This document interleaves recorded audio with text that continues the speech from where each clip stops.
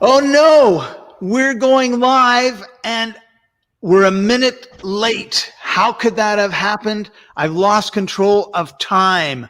If that's ever happened to you, stay tuned.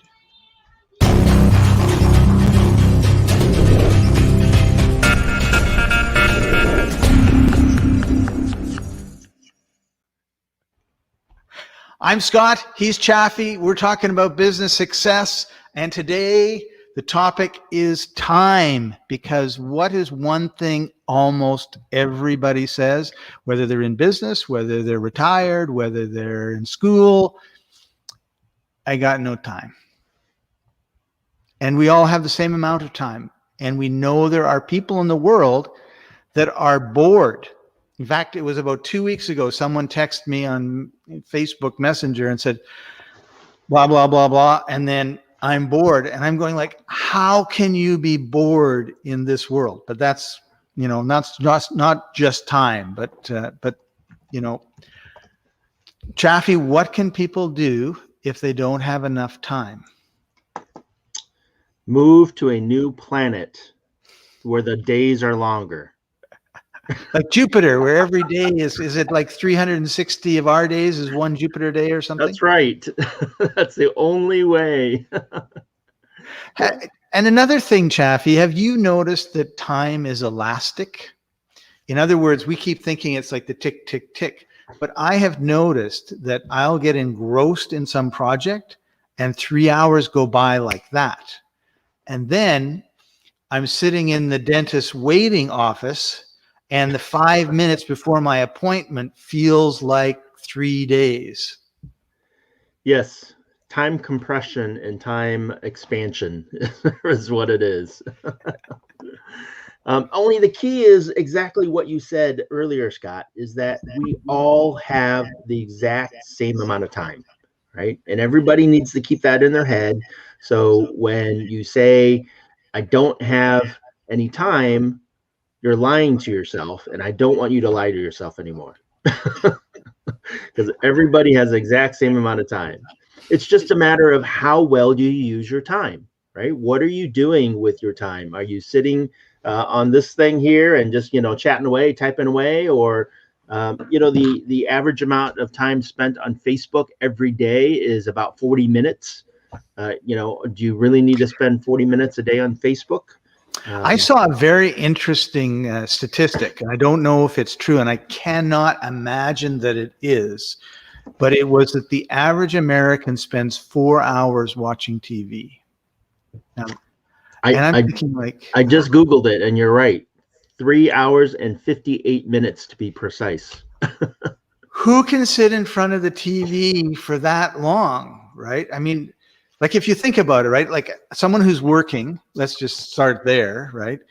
You get up at 6, you on your way to work at 7, you're at work at 8, you work, you have lunch, whatever, you have a drink after work, or you meet with your coworkers, you're home at say 6 o'clock or 7 o'clock. 4 more hours of TV means that as soon as you get home, you turn on the TV and you watch it till 11 o'clock. And if you're getting up at 6, you're probably 11, 12, you want to be in bed. Well, no wonder nobody's getting any sleep, I guess. And I just don't know how you fit that in, right?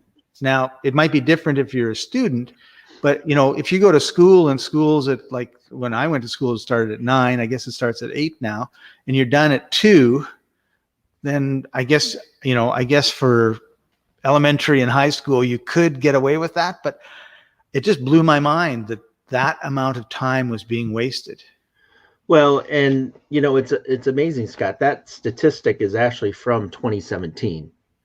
And if you think about what's happened in 2020, I'm sure that time skyrocketed because now you have all these people staying at home doing nothing except watching TV. Yeah. And even if you're working from home, you probably have the TV on. That's right. So, this 2020 has, at the time of this recording, we're in 2021 now. Only 2020 was a year of many things, shall we say. And one can look at it as, you were forced to stay home. You were forced to be inside. and it prevented you from doing a lot of things, and take it as something that a negative thing that might have happened, or you could take it as an opportunity for you to explore different things. Take it as, it's just like when somebody gets cut from their job, laid off, fired, or whatever it is that an opportunity, or was that, something negative that happened for you? So, maybe you were stuck in your job and that was the impetus for you to actually do something else and move you forward in life.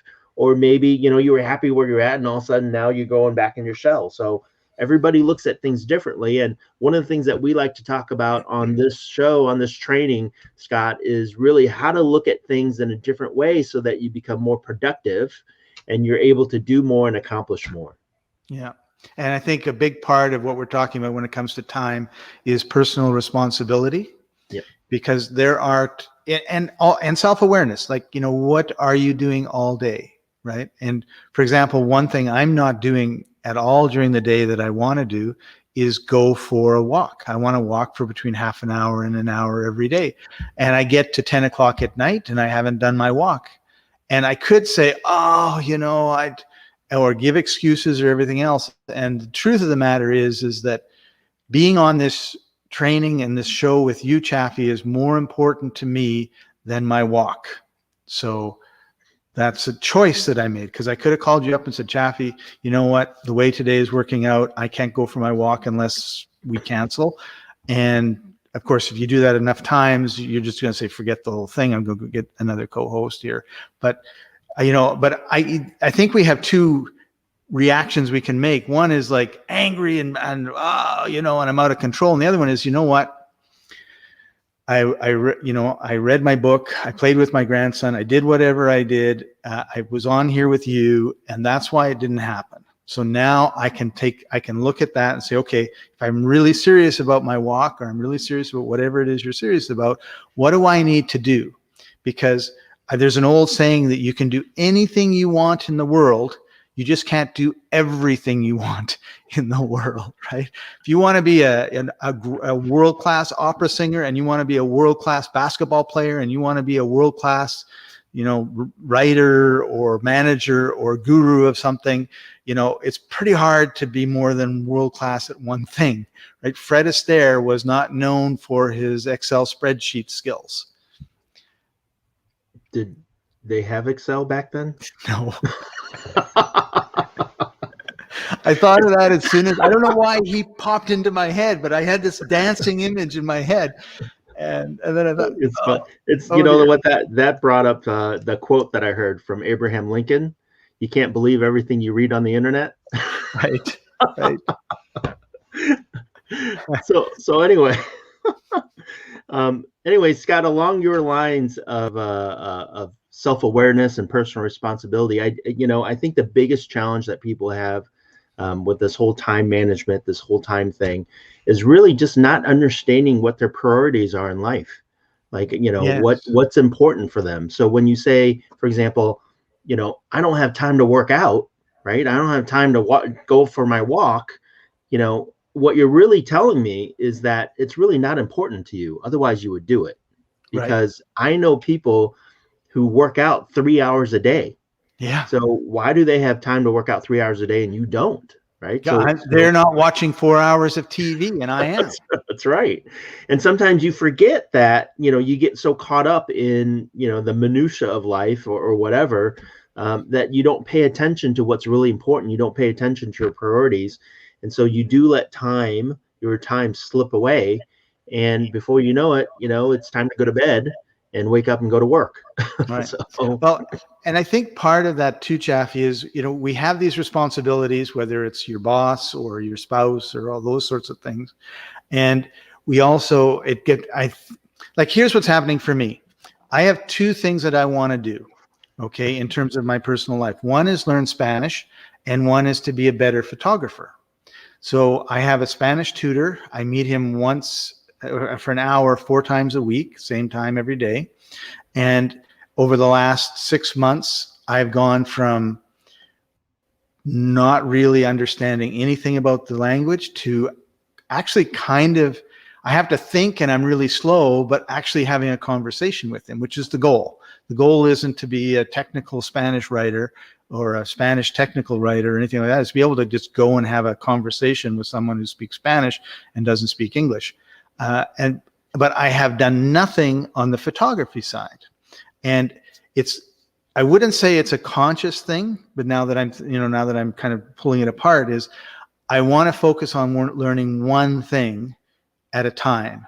Because if I'm taking 2 hours of Spanish lessons instead of 4 and 2 hours of photography lessons instead of 0, I'm going to be moving much, much slower on my Spanish. I'm going to move much, much faster on my photography.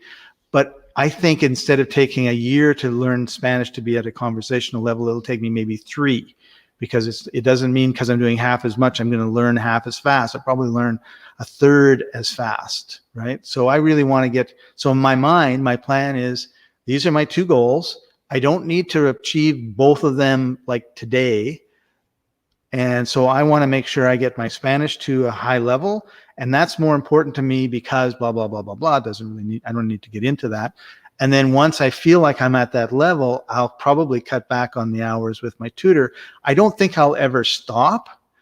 I might stop because he has level A, level B, level C, level D, level E. Level E is a technical writer in Spanish. Well, I don't want to be that good, right? Because that has nothing to do with having a conversation.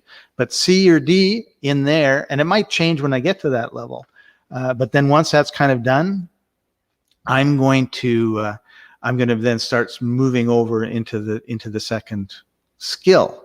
And I think that, if you have a plan, then it's like, I don't care. And I'm taking pictures with my camera that they're not like awesome compared to, National Geographic, because that's not my priority. So you're absolutely right when you say, you can tell from what you're doing what your priorities are. And then you have to admit those are your priorities and decide if you want to keep those as your priorities or if you want to change them, right? And that's the key thing, is that most people, like we've mentioned, don't really write down their priorities in life. They just go on autopilot, right? They do what they're told all day long. They go to work, they, come home, they eat dinner, they, watch TV, they go to bed. It's like, it's like a robot, and they don't realize that. And only then they complain that they don't have enough time to go fishing. They don't have enough time to go golfing. They don't have enough time to do this or do that. The honey-do list builds up, right? So, and in reality, if you just pay attention to what's going on in your life and you really focus on your priorities, you'll be amazed that you actually have tons and tons of time. It's just, how are you spending that time, right? Yeah. And I do want to add on to one of the things that was posted, which is, you talked about, Scott, which is focus, right? What are you focusing on? And when you'll find out, as you said, if you want to do everything, you're not focused. And when you're not focused, you won't have enough time to do anything because you're doing everything. Right. So. There's a great comment from Daryl, if you can bring it up. In my line of work, it's all about building relationships. I have people on my team that spend 95% of the time training and not taking action and implementing what they have learned. I teach them to prioritize, to optimize. And that's paralysis by analysis, or I'm trying to think of something that rhymes with training when it means you're not moving. But to make it rhyme. But that's absolutely right, Daryl, is if you're, I can be spending all of my time training, but my goal is to actually go out and build the relationships. So I'm not doing that. And that's that's a poor use of your time, right? So here's like what you were talking about, priorities, right, Chaffee? It's like, okay, I want to build relationships. So I'm not sure about the script or what I need to say. I'm not confident in that. So I'm going to get Daryl and we're going to have a conversation. We're going to role play, right? Role playing to me is something that is incredibly uncomfortable because you're learning a new skill. Right? That's why I hate it, because I'm going to be talking about something that I don't know. I'm going to make all sorts of mistakes. I'm going to feel like a fool. I'm going to understand that, all my head just goes, even now as I'm talking about it, just goes crazy.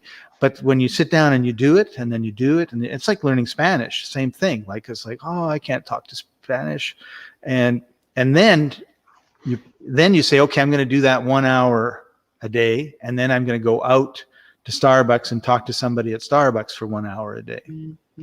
So Scott, would you rather role play or just go out and do it?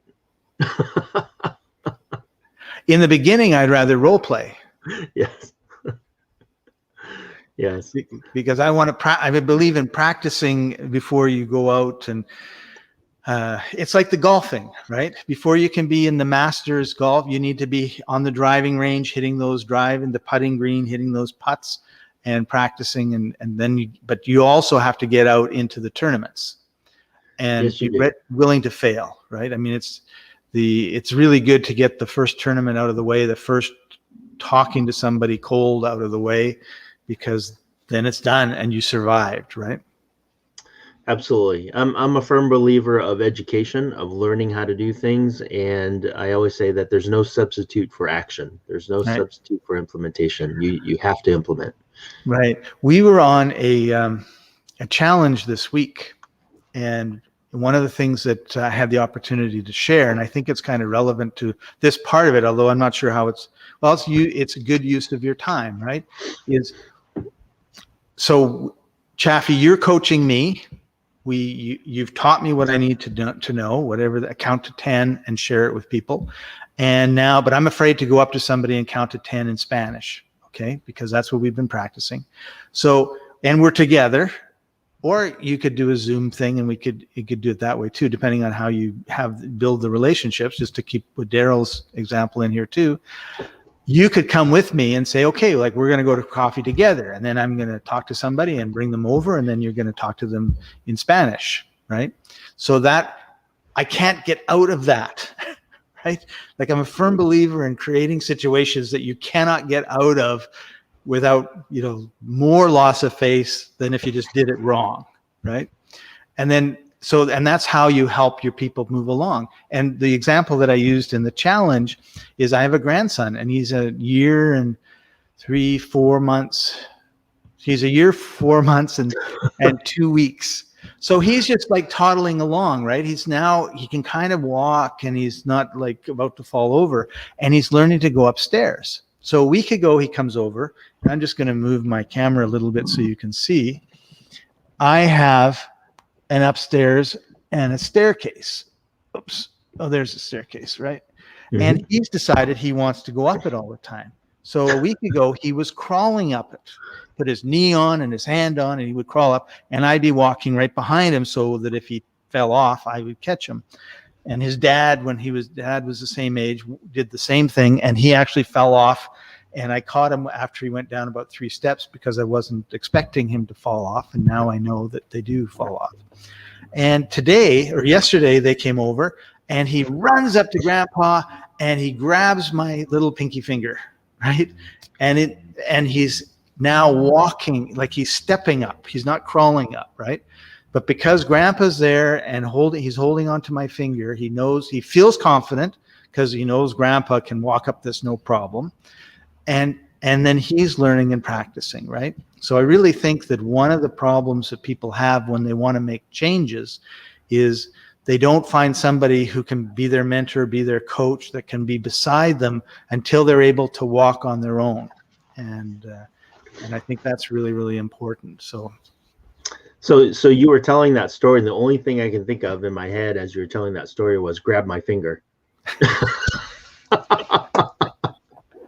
Hold my hand, walk beside me. And eventually, that's right. Grab my finger. Or pull my finger, right? Pull your finger, yeah. So maybe when he gets a little older, you'll tell him that. Yeah, that's right. But that applies to time, right? Like if we're going to, like the reason that we do this pretty much the same time every week and the same day every week is we have that agreement.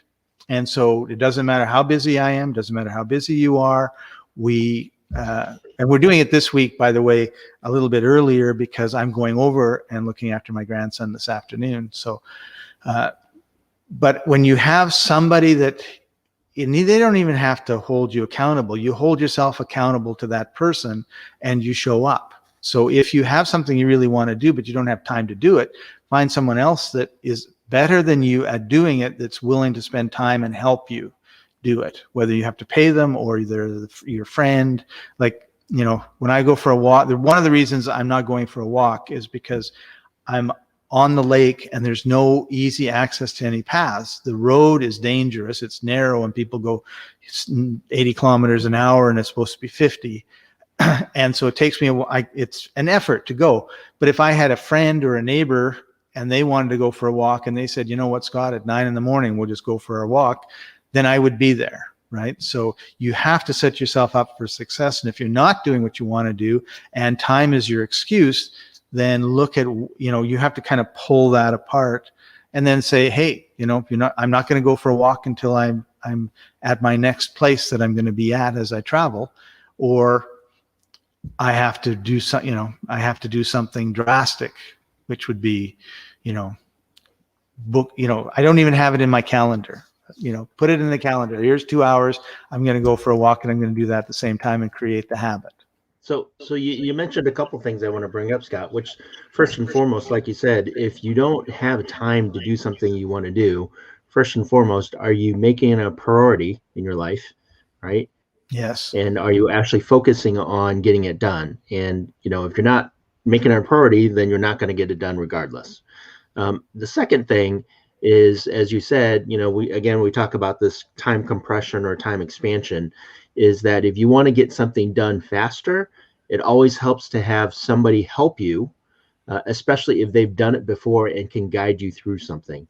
The other day I was doing math with my son. He's 12, he's in 7th grade, and he's learning some math right now.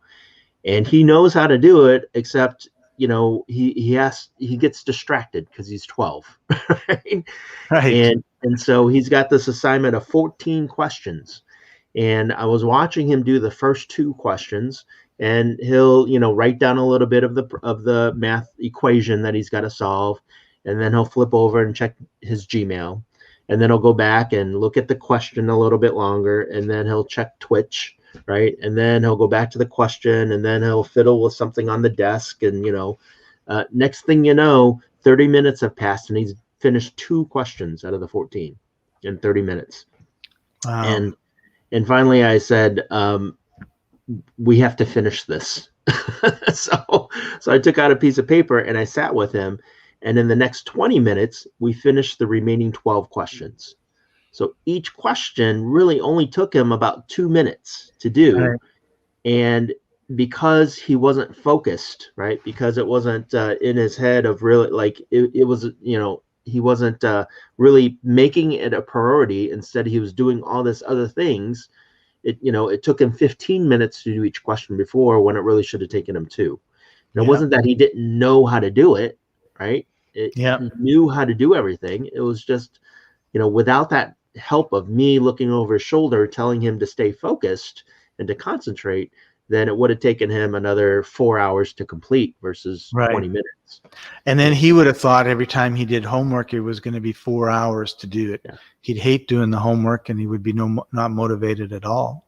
And then, he wouldn't get anything. He wouldn't have time to do anything else in his life because he'd be sitting there for 4 hours doing homework, which is something he doesn't enjoy doing. Right. Versus, what he really wants to do, which is, playing his Switch or playing his online games or whatever. So what you're really saying is that he would take 4 hours to do the homework the old way, and the new way it takes him like 15 minutes to do the homework, and then he has 3 hours and 45 minutes to do all the things that he would have been doing while he was doing his homework. That's right. And it's the same thing, if you're struggling to get something done and, you spend a ton of time, and just like you, Scott, you can spend, 4 hours a week learning Spanish on your own. Yes. And, you wouldn't be nowhere close to where you're at now because you have somebody that's guiding you, that's helping you, that's compressing your time of learning and teaching you and guiding you, right? Yeah. So you can spend the exact same amount of time, only the results are completely different because somebody's helping you through that process. And not only that is I wouldn't, right? Because I would be distracted. As you can imagine, just like right now, I have not pulled up I haven't been reading my book. I haven't been doing my nails. I haven't been on my iPad. we've been here together, right? Right. But if I was, if I had YouTube open to a Spanish lesson, it'd be running, and then I would go off and, I don't know, dust, and then I would go do this, and I'd check my messages, and I'd be like, I don't know why I'm not getting this, right? And the video would be over, right? So I think you're absolutely right. You remind me of a book a friend of mine wrote 20 years ago. It was called The Power of an Hour. And his whole thing was, if you have things to do, take an hour and only do that thing. And two things happen. One is you get way more done, but the other thing happens is that you usually end up working 2 or 3 hours at it, because you're in the groove. Like once you get into the groove, then it's great. It's one of the things about our minds, right? Like if you're a writer and you're creative, your mind works differently than if you have to stop and do accounting, for example, right? Or if you're a tennis player, your mind as you're playing tennis works way differently than if you're trying to decide what to have for dinner. And these can be really jarring changes of mindset. So if we're constantly changing because, I'm going to work on the spreadsheet, now I'm going to edit a video, and now I'm going to go for that, the mind eventually just says like, no, I don't want, and procrastinates, because the mindset, it's just kind of like if your head is forward to do this task, it has to be sideways to do that task, because it accesses different functions in the brain, and it can be really hard. So what he was like tricking everybody and saying, say I'm going to work on this for an hour and nothing else.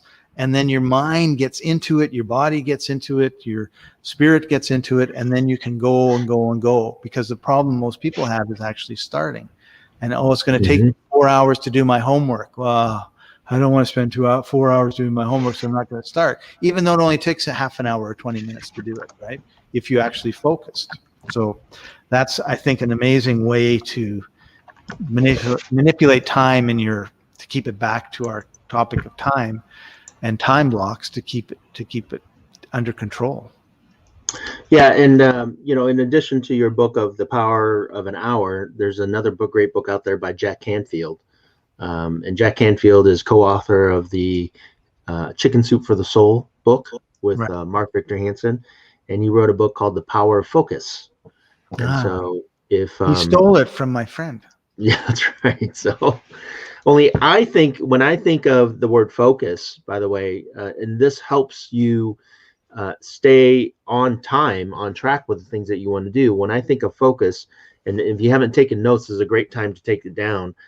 Focus for me stands for follow one course until successful. So follow one course until successful. And so if you focus for an hour and you only do one thing, right?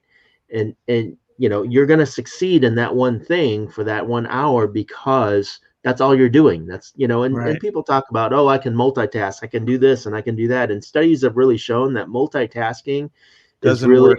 It's a distraction, right? Because the time that it takes you to refocus and engage into something is taking away from whatever benefits you think you might be having. So it's like if you were a marathon runner, right? I'm going to run 26 miles.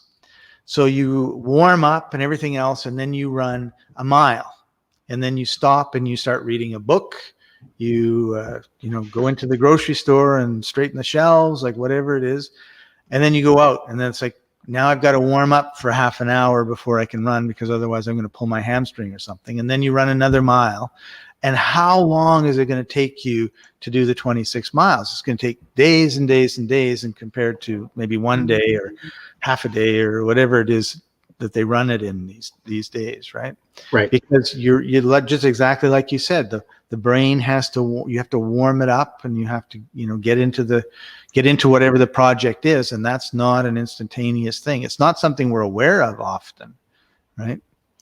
But if you start paying attention, you'll notice like, my brain really has to think differently to be able to, focus on this task, because it's different.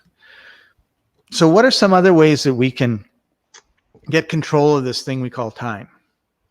Well, so let's just review real quick some of the things that we've talked about, right? Which is first and foremost, prioritizing, understanding what's important to you and making it a priority in your life, because you'll discover that the things that you actually do, the things that you're spending the most time on, is really the things that you've prioritized in your life, that you've said that these are the most important things in my life. That's why I'm spending it. Now, you might think that they're not the most important things, only because you're spending time there. They're the most important things at this point in time, right? And so Right. until you switch your priorities, until you consciously make an effort to say these are more important, right, then you're going to continue doing what you're doing. So, choosing the right priorities is going to help you adjust your time, where you spend your time. And then we talked about the power of focus, right? How you, instead of um, getting distracted to multiple different things and multitasking and doing everything, focusing on one or two things and getting those things done is going to help you accomplish more.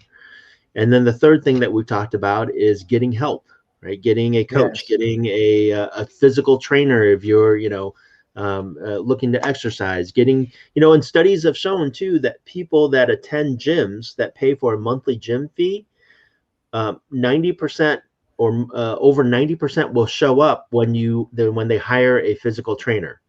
And when they don't hire the physical trainer, I think the statistic goes way down to like 30 some odd percent versus 90%. So they're paying all Right. this money and they're not going to the gym, right? So, so it's not just somebody teaching you, helping you, guiding you. It's the accountability factor as well. Right. And so if you have somebody that's going to hold you accountable to something, that too is going to help you be more productive and be more effective with your time management. And then I would add something new that we really haven't talked about yet, Scott, really is just time management in general. People really don't focus on how much time they're spending with things, and just tracking where you spend your time. Tracking is a key component of any business, of any successful person, is Right. tracking what you're doing, how you're doing, and how much time you're spending. And so, you know, once you start tracking your time and using a calendar and a schedule, you'll be amazed at how much time you're wasting. So, Right. and I think one of the quotes out there is success is scheduled, right? And Mm. so if you schedule your time and focus on doing what you schedule, then that's how you start to achieve success. Right. And the time to set your schedule is not at 8 o'clock in the morning as your day is about to begin. I find that it's really very helpful for me. The evening before, I sit down and say, okay, what is on my calendar to be done tomorrow, and what are the things that I want to accomplish, and then And that most of them get strategy, done. yeah, that strategy that you're talking about is a story, and anybody can Google it. It's a story of Ivy Lee and Charles Schwab. And I think I might have mentioned that before, Scott. Only let me mention it again for Right. those that haven't heard it, which Yes. is back in the early 1900s. Charles Schwab was this, ultra successful individual. And there's a sales guy, his name's Ivy Lee, came up to Charles Schwab and said, "Hey, Mr. Schwab, if you let me share a technique, a strategy with your individuals, that it's going to help increase their productivity. And I'm not going to charge you anything for it. Only, write me a check of what you think it's worth after it's been implemented." And what he did was he sat down with all of Charles Schwab's executives and he showed them a simple strategy, which is every day, 15 minutes before you go home, write down the top 5 things that you're going to accomplish the following day. And he shared that technique with all the executives in Charles Schwab's organization. And 3 months later, Charles Schwab wrote Ivy Lee a check. I think it was for $25,000. And that $25,000 is equivalent to, I believe, like $250,000 in today's dollar, right? Right. So Right. for Ivy Lee going in and teaching one simple technique to everybody in Charles Schwab's organization, he made like $250,000 in like an hour's time period. Which And it tells you was the that, value that they put on what he taught. yep, it was that one simple technique of every day before you leave for the day or before you go to bed for the day, write down the top 3 or 5 things that you want to accomplish the following day, so that when you wake up and you are ready to get going, you already know what you're going to do that day. It's already, it's already top of mind. You don't have to think about it. You just go tackle it and get it done. Yeah. You don't spend any time trying to figure out what you're going to be doing. And I'm just going to show you, I have a paper book, and it constantly has number 1, 2, 3, although it's not in order of priority, it's order in time, and then the time, and then what I'm doing. And I'll tell you, well, my favorite thing of the day is making a check mark. That when I've done that, I got a check mark, and then I feel like I have accomplished one of the goals that I set out yesterday to do today. And that, to me, it's a reinforcing thing, right? Like, okay, I'm able to do this. I'm able to do this. I'm able to do this. And then the more you do, the more that you feel like you can do, and it builds on itself. And that leads to, Scott, I don't think we have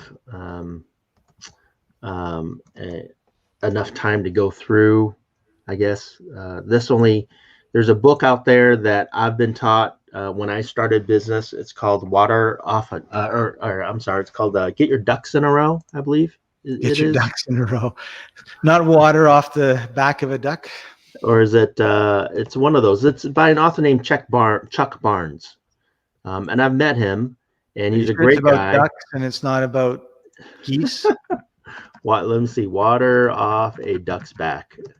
I think it's either water off a duck's back, or I think it's Get Your Ducks in a Row. Sure, it's not Pull My Finger. No, it's not Pull My Finger. It's Get Your Ducks in a Row by Chuck Barnes. Yeah. And it's a really thin, small book. I mean, it's like less than an hour for you to read. And I've used that book as my method of prioritization and time management for the past, since I've learned it, over 15 years. I just made a note. I just wrote down the title so I can go get a Kindle version of it and read it. Yeah. It's a phenomenal short read book, and it's actually based upon a principle that Franklin Covey uses for all of their time management materials and products as well. So, the world leader in time management. That's right. So if you want to learn about a simple, easy strategy for time management and prioritization, get that book by Chuck Barnes, Get Your Ducks in a Row. And it's a great, simple strategy that you can use as the foundation for your time management. So, and I think if you're really serious about your time, you said it earlier, and it's really true. And a lot of times people will tell you, if you want to grow in any way, do a journal, because you can go back and you can read the journal and see how well you've improved, because that's often something that our mind doesn't really figure. It feels like this is the way you've always been, where it's not true. A year ago, you were very different than you are today. And if you're intentionally different because you want to, like for me, for example, a year from now, I know that my Spanish is going to be at a conversational level. And last year it was like Google Translate and awful. But a year from now, I'm not going to be thinking I'm going to be thinking, well, I always spoke Spanish. And of course I never spoke Spanish. So we're the same way with everything in our lives. So the journal really helps you when you look back, but also it helps you realize, like, oh, today I did watch 4.5 hours of TV, and I didn't go for my walk, and I didn't practice my Spanish, and I didn't do all these other things that are really important. And I liken life sometimes to a glass of water that is full. It's full to the point that you cannot add another drop without it spilling over. And you want to add another drop because, in my case, I want to learn Spanish. So I have to remove a drop, which might be watching an hour of TV, and then I can replace it with the Spanish. But until I do that, I can't. So you can do anything that you want. You can't do everything that you want. So you have to decide what you want to do, and then what you are doing that you don't want to do, or that you can decide not to do, so that you can have time to do what you want to do. And I think in our society, there's lots of pressure. Like, TVs are everywhere. So you should turn your TV on as soon as you get home and let it distract you, or whatever. Or we have all of these bad habits that we've accumulated, or habits that maybe they're not bad habits, but they're habits that don't support our goals. But you're never going to know it until you do the journal make a diary, you self-aware. So Daryl, he says, Get Your Ducks in a Row by Chuck Barnes. Full star, full star, full star, full star, full star. This description may be from I think it was a copy. I thought this was something that you had said. You just copied and pasted from the Amazon. A book you can read in minutes and get ideas for taking charge of your life and work. Yes, so there thank you go. Daryl, for finding that for us. Let's see, where were you talking about? Oh, one other thing, Scott. I know we're getting close to the end here. Only I do want to mention the other thing that is going to help you move forward with your life in terms of time management and managing your time or getting more time is figuring out if you're stuck, right? And you mentioned it. Sometimes your cup is full and you're unable to move forward. And so if you just think about emptying your cup, or as they there's that term, your cup overfloweth, right?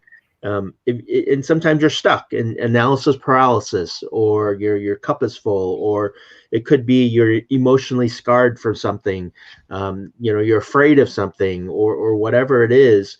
If you can overcome that fear, if you can overcome whatever it is that's making you stuck, and get going, like you said, the hardest thing is getting going, getting started. And Yes. You can get started doing something, then your path before you will open up. As Martin Luther King always said, you don't have to see the top of the stairs to take the first step, right? And so a lot of people are always looking at how big something is, how scary something is, how impossible it is to achieve. And if they would have just taken that first step, and then the next step, and then the next step, and versus being stuck, then all of a sudden their progress will explode, and they're accomplishing great things in the same or less amount of time, because they've moved forward versus stayed stuck and sat back and not done anything. Right. So, that's a really good point. That's a great place to wrap up this segment. So thank you, Chaffee. Thank you for taking time out of your busy day to share that with us. Thank you, everybody, for joining us. And we'll see you next week.